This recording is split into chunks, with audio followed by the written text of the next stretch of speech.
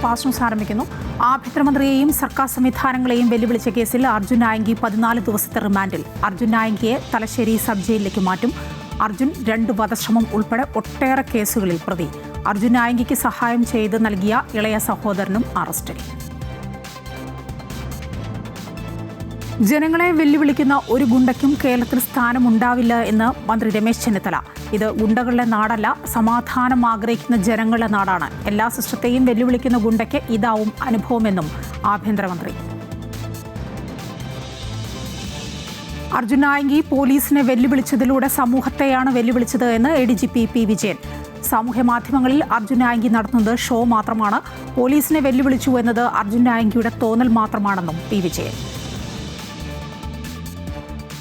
തിരുവനന്തപുരത്ത് കടലിൽ കാണാതായ മത്സ്യത്തൊഴിലാളികൾക്ക് വേണ്ടിയുള്ള തിരച്ചിൽ തുടരുന്നു. മുതലപ്പുഴയിൽ കാണാതായ ഷിജിനും വിഴിഞ്ഞത്ത് കാണാതായ പുലിയുള്ള സ്വദേശി ജോണിനും വേണ്ടിയുള്ള തിരച്ചിൽ പുരോഗമിക്കുകയാണ്. സ്കൂബ സംഘത്തിനൊപ്പം മത്സ്യത്തൊഴിലാളികളും നേവിയും തിരച്ചിലിൽ. കൊല്ലം നീണ്ടകരയിൽ കാണാതായ ഗൗതം കൃഷ്ണയ്ക്ക് വേണ്ടി ഇന്ത്യൻ നേവിയുടെ പ്രത്യേക ഹെലികോപ്റ്റർ കടലിൽ തിരച്ചിൽ നടത്തും.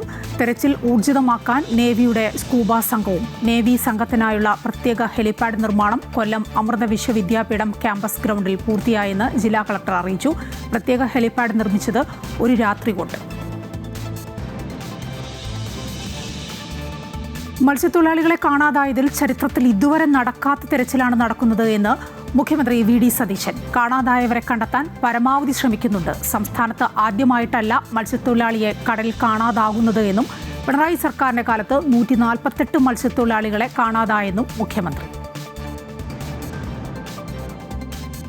മത്സ്യത്തൊഴിലാളികളെ കാണാതായ സംഭവത്തിൽ സർക്കാർ ആവശ്യപ്പെട്ടപ്പോൾ തന്നെ കേന്ദ്ര സർക്കാരിനെ വിവരം അറിയിച്ചുവെന്ന് BJP സംസ്ഥാന അധ്യക്ഷൻ രാജീവ് ചന്ദ്രശേഖർ.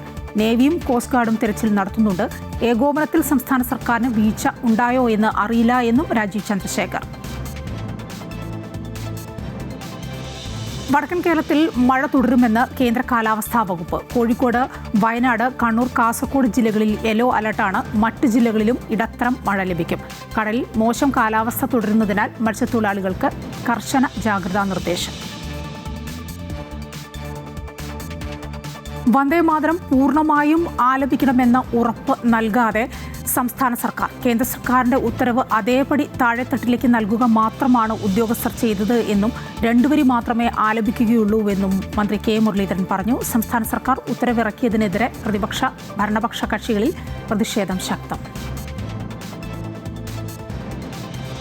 പാർലമെന്റ് വർഷകാല സമ്മേളനം ഈ ആഴ്ച അവസാനിക്കാനിരിക്കെ ബുധനാഴ്ച FCRA ബിൽ അവതരിപ്പിക്കും എന്ന് സൂചന. ഔദ്യോഗിക രേഖകളിൽ കേരള എന്നതിനു പകരം കേരളം എന്നാക്കുന്നതിനുള്ള ബില്ലും പാർലമെന്റിൽ അവതരിപ്പിക്കും. CJP സമരത്തിലെ പോലീസ് നടപടിയിൽ അമിത്ഷാ മറുപടി പറയും വരെ പാർലമെന്റിൽ പ്രതിഷേധം ശക്തമാക്കുമെന്ന് പ്രതിപക്ഷം. ഫാസ്റ്റ് ന്യൂസ് പൂർണ്ണമാവുകയാണ്.